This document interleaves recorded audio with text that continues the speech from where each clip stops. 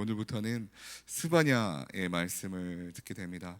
어제 본문부터 이제 스바냐가 시작이 되는데요. 어제 본문도 간략히 보면서 개괄적으로 좀 살펴보면서 오늘 말씀을 좀 이어나가도록 하겠습니다.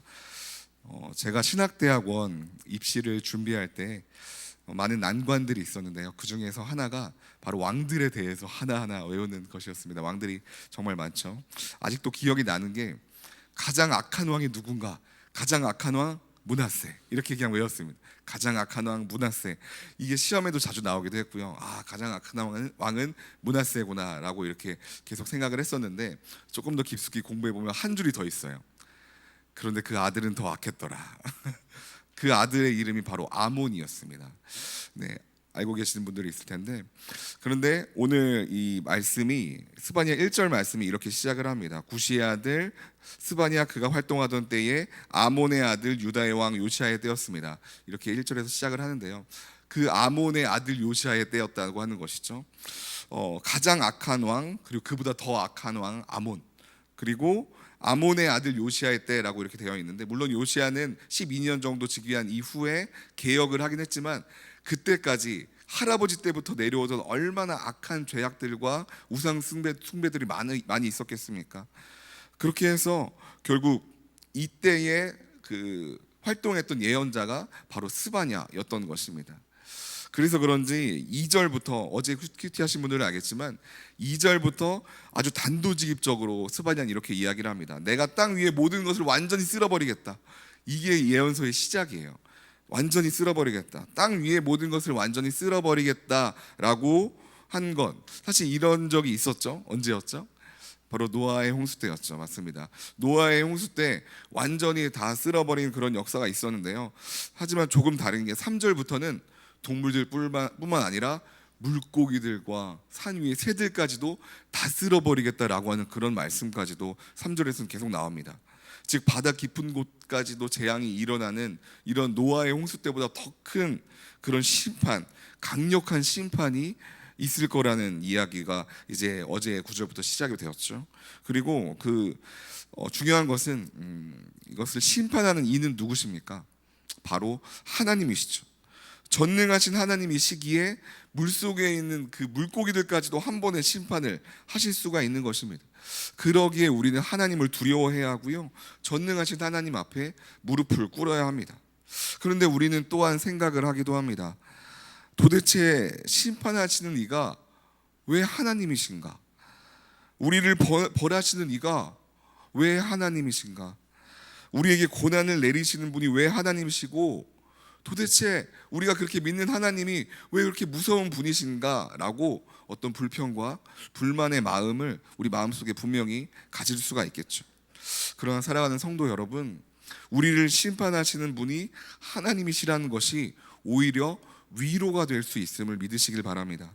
하나님 아버지이시기에 그 심판 가운데에서 간구하는 우리의 기도를 들어주실 수가 있는 것입니다.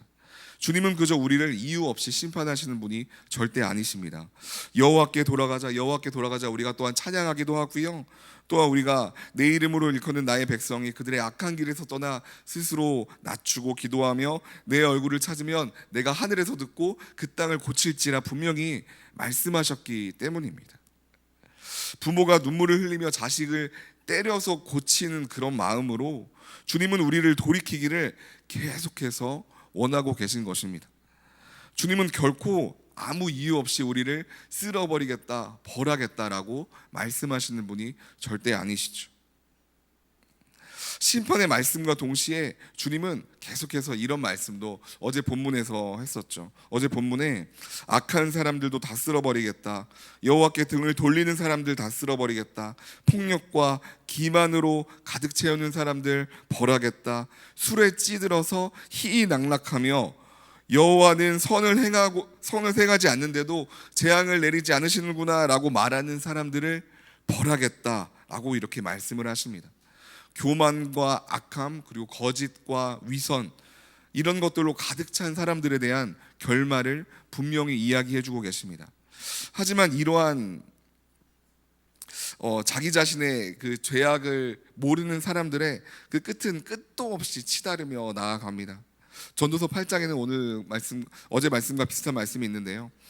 하나님이 죄인들을 즉시 벌하시지 않기 때문에 사람들의 마음이 악을 행하고도 담대하다. 또 이런 말씀이 있어요.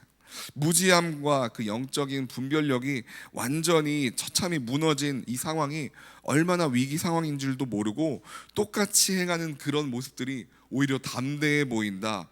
하지만 그것은 너무나도 어리석다 라고 이야기를 하고 있는 것입니다. 결국 진정으로 이 말씀들이 전하고 싶은 것은 무엇입니까? 얘들아, 제발 돌아와. 죄악 가운데서 나와 멀리 떨어지지 말고 나에게 돌아와 라고 계속 이야기를 하고 있는 것이죠. 하지만 이런 나약한 말을 그저 그냥 듣지 않죠. 그래서 오늘 본문의 이 스바냐는 계속해서 이야기를 합니다. 우리 좀 더 보면서 묵상을 해보도록 하겠습니다. 오늘 본문 14절 말씀입니다. 여호와의 큰 날이 다가오는구나. 가까이 왔으니 곧 올 것이다. 여호와의 날의 소리는 비통할 것이다. 용사들이 거기서 울부짖을 것이다. 심판의 날, 여호와의 날이 다가오는구나. 비통할 것이다. 왜 비통합니까? 여호와의 심판이 있었구나. 내가 재앙이 없는 줄 알았는데 재앙이 있었구나라고 하면서 비통해하는 것이죠. 억울해하는 것이죠. 용사들이라고 이야기를 했는데 자신들은 담대하다고 생각했던 이 용사들, 내가 이만큼이나 할 수 있어라고 생각했던 그 용사들조차도 울부짖으며 슬퍼할 것이다. 왜요? 심판자 되신 하나님 앞에서 내가 용사인데 아무것도 할 수 없으니까 이런 마음이 드는 것입니다.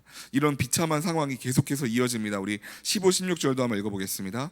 그날은 진노의 날, 절망과 고통의 날, 파멸과 황폐의 날, 어둡고 우울한 날, 구름과 두꺼운 먹구름이 뒤덮인 날이다. 나팔 소리와 전쟁의 고함 소리가 견고한 요새 위와 높은 탑 위에 있는 날이다.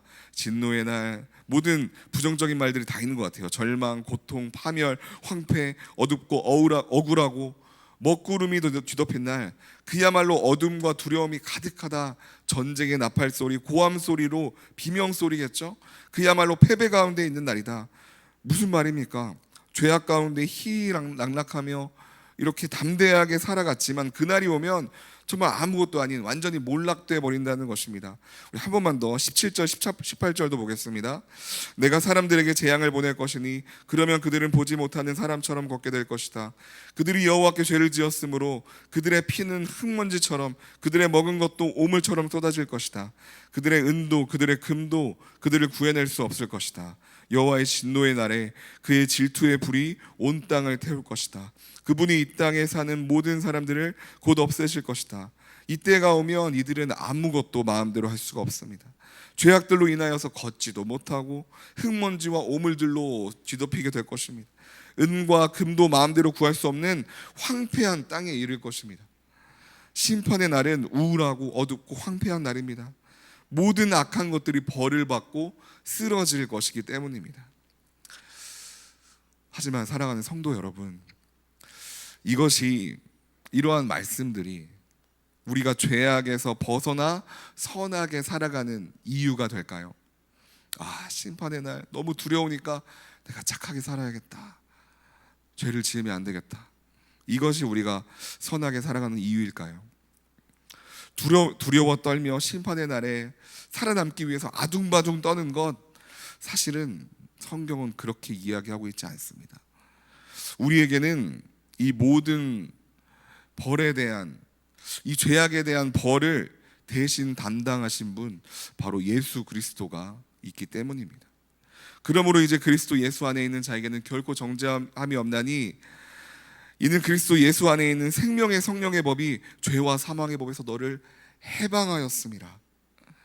이제 우리는 이 죄와 사망의 법인 저 법이 아닌 생명과 성령의 법으로 살아갈 수가 있습니다. 이로 인하여서 완전히 역전이 되어집니다. 예수 그리스도 안에서 죄인이 아닌 의인으로 살아갈 수가 있습니다. 율법이 아닌, 이렇게 해야 돼, 하면 안 돼, 그러한 율법이 아닌 우리는 은혜 가운데 살아갈 수가 있습니다. 우리 오늘 읽었던 14절 말씀을 다시 한번 제가 읽어보겠습니다. 여호와의 큰 날이 다가오는구나. 가까이 왔으니 곧 올 것이다. 여호와의 날의 소리는 비통할 것이다. 용사들이 거기서 울부짖을 것이다. 이런 14절 말씀이 있었죠. 여호와의 큰 날은 두려워하는 날이 아니라 이제는 기다리게 되는 날이 될 것입니다. 예수 그리스도 앞에서 여호와의 큰 날은요, 진노의 날, 심판의 날이 아니라 구원의 날이 될 것이기 때문입니다. 그날이 되어 비로소 주님은 우리를 천국으로 보내주실 것입니다. 악인들은 비통해 하겠지만요, 비통해 한다고 했죠. 하지만 우리는 애통해 할 것입니다. 애통하는 자는 복이 있나니 그들이 위로를 받을 것이며 라는 말씀이 있죠. 우리는 비통해 하는 것이 아니라 그들을 애통해하며 슬퍼할 것입니다. 또한 용사들이 이제 거기서 울부짖을 것이다 라고 하고 있었죠. 용사들은 죄악 가운데 담대해 있었지만 우리는 그렇게 담대하지 못할 것입니다. 우리는 죄인들 가운데 있었고 심령이 가난할 것이기 때문입니다. 하지만 심령이 가난한 자는 복이 있나니 천국이 그들의 것이며 라고 분명히 말씀하셨죠. 완전히 우리는 반대, 천국을 바라보며 소망 가운데 나아갈 것입니다. 15절은 또 진노의 날, 절망, 고통의 날, 파멸, 황폐의 날이라고 하였지만 진노, 절망, 고통, 우린 이런 것들에 나가는 사람들이 아니라 예수 그리스도 안에서 이 날은 기쁨의 날이 될 것입니다. 어둡고 우울한 날이 아닙니다. 주님의 빛이 가득한, 희망 가득한 날이 될 것입니다. 2장의 오늘 마지막 구절을 한번 읽어보겠습니다. 오늘 마지막 구절입니다. 함께 읽겠습니다. 이 땅의 모든 온유한 사람들아 여호와를 찾으라. 그분의 공의를 행한 사람아 의를 구하라. 온유함을 구하라. 그러면 여호와의 진노의 날에 혹시 너희가 피할 수 있을지도 모른다. 아멘. 우리는 예수 그리스도 주님을 구해야 합니다. 주님의 온유함을 구하며 나아가야 합니다. 수고하고 무거운 짐진 자들아 다 내게로 오라. 내가 너희를 쉬게 하리라. 나는 마음이 온유하고 겸손하니 내게와 내게 배우라. 그리하면 너희 마음에 쉼을 얻으리니 이는 내 멍에는 쉽고 내 짐은 가벼우니라. 이렇게 말씀하셨습니다. 죄악 가운데 살아가는 삶이 아닌 주님 안에서 신앙생활하는 것이 사실 세상 가운데 살아가는 것보다 훨씬 가볍고 쉽다는 것을 분명히 이야기해주고 계시죠.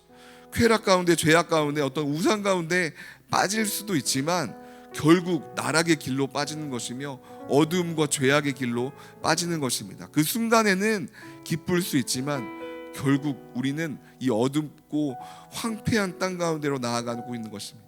우리가 바라봐야 할 것은 오직 예수 그리스도 뿐임을 이 새벽 가운데서도 선포하며 나아가시길 바랍니다.